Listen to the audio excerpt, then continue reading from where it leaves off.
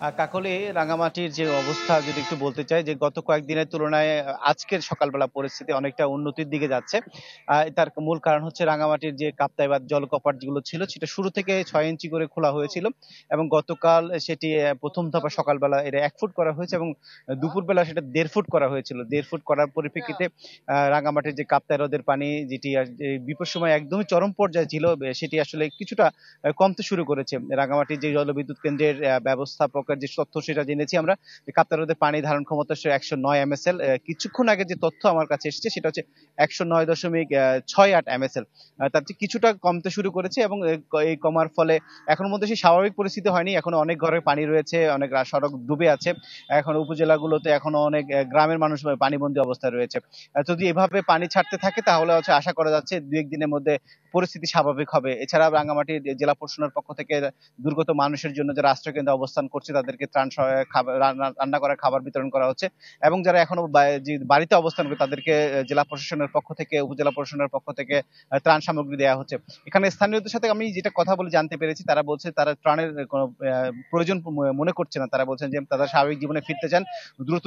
দ্রুত যদি পানিটা কমিয়ে দেওয়া হয় তারা স্বাভাবিক জীবনে ফিরে আসবে, সেটাই তারা দাবি জানিয়েছে। স্থানীয়দের কিছু বলছে যে পানি কমতে শুরু করছে, এটা দ্রুত সময়ের মধ্যে পানি যাতে কমিয়ে দেওয়া হয় সেটাই দাবি জানিয়েছে স্থানীয়রা। কাকলিয়ে ছিল রাঙামাটি থেকে আমার কাছে সবশেষ। জি, আপনাকে ধন্যবাদ। এবার আমরা মৌলভীবাজার যেতে চাই। আছেন সহকর্মী আব্দুর রব। রব, আপনার ওখানে বন্যা পরিস্থিতির কি অবস্থা আমাদের একটু জানাবেন।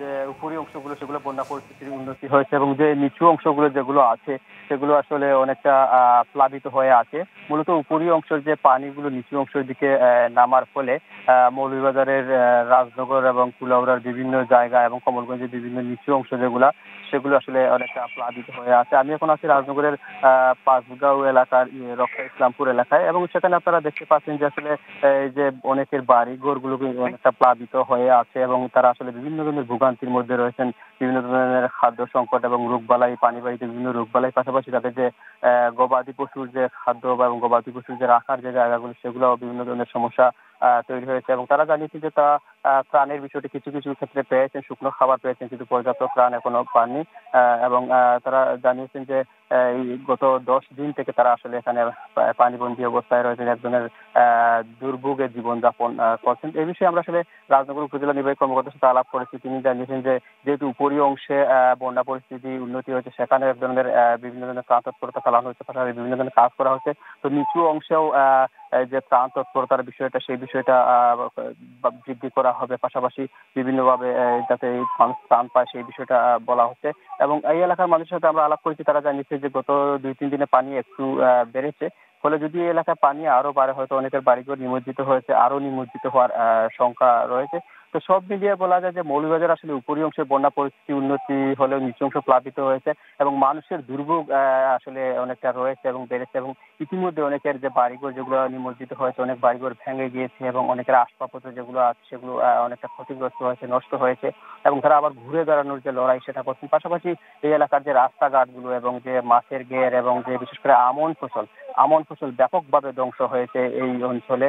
ফলে যে এই অঞ্চলের যে কৃষক পরিবার বা কৃষক যারা আছেন তারা অনেকটা ক্ষতিগ্রস্ত এবং দুর্ভোগে পড়েছেন, সেটা আমাদের জানিয়েছেন। এবং আমরা যে জায়গায় দাঁড়িয়ে আছি সেখানে অনেকের মাছের ঘের এবং ফিশারি ছিল সেগুলো অনেকটা নিমজ্জিত হয়ে পানিতে ভেসে গিয়েছে, যার কারণে এই অঞ্চলে আসলে এই বন্যা পরিস্থিতির কারণে যে মানুষের যে অর্থনৈতিক যে ক্ষতিটা ব্যাপক ক্ষতি হয়েছে। রব, আপনাকে ধন্যবাদ। দর্শক, বন্যা পরিস্থিতির খবর জানাচ্ছিল রাঙামাটি এবং মৌলভীবাজার থেকে আমাদের সহকর্মীরা।